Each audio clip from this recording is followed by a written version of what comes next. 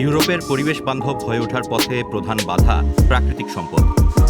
জার্মানির নতুন লিথিয়াম প্রক্রিয়াজাত করার কোম্পানি সরবরাহের ক্ষেত্রে বহির্বিশ্বের উপর নির্ভরতা কমানোর চাবিকাঠি হতে পারে। ব্যাটারির উৎপাদনে অগ্রগতি আনতে লিথিয়ামের মতো সম্পদ অত্যন্ত গুরুত্বপূর্ণ, কিন্তু ব্যাটারির মানের উপযুক্ত উপাদান তৈরি করতে রাসায়নিক প্রক্রিয়াজাতকরণের কাজ বেশ কঠিন। অ্যালকালি বা ক্ষার পরিশোধন এবং সেই উপকরণ প্রক্রিয়াজাত করার প্রযুক্তির ক্ষেত্রে বর্তমানে চীনেরই আধিপত্য রয়েছে। কিন্তু সেই নির্ভরতা কমাতে ইউরোপকে নিজস্ব উদ্যোগে উপকরণ সরবরাহের শৃঙ্খলা গড়ে তুলতে হবে।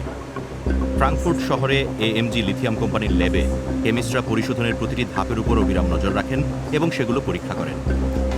সেখানকার বিজ্ঞানীরা লিথিয়াম থেকে দূষণ ফিল্টার করার কিছু উপায় বের করেছেন। ভবিষ্যতে এই কোম্পানি আরও বড় আকারে সেই কাজ করবে। ল্যাবের প্রক্রিয়া ভবিষ্যতে কারখানায়ও হুবহু কার্যকর করা হবে।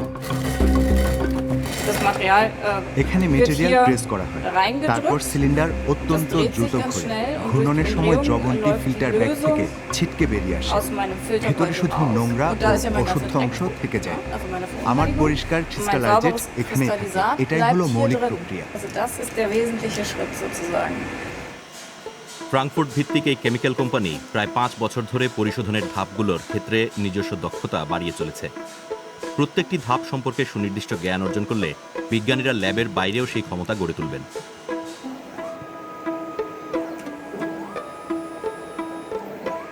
ব্রাজিলের একটি খনি থেকে আনা স্পোডুমিন রক এএমজি কোম্পানির লিথিয়াম প্রসেসিং চেইনের শুরুতেই কাজে লাগানো হয়।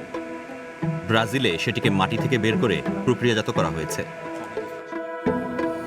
And in the first phase, we shipped this spodumene concentrate.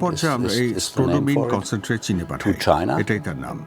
And the reason for this is simply because there is no other অন্য কোথাও উপকরণের কনভার্সন প্ল্যান্ট নেই যেখানে সেটা করা able সম্ভব। to use this material at this moment.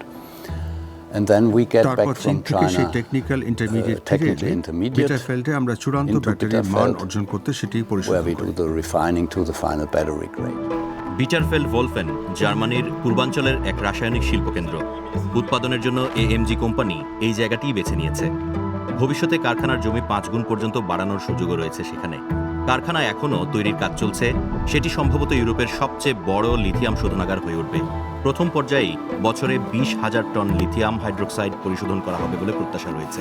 কিন্তু সম্প্রতি সেই পণ্যের দাম পড়ে যাওয়ায় বিনিয়োগ আকর্ষণ করা বেশ কঠিন হয়ে পড়েছে।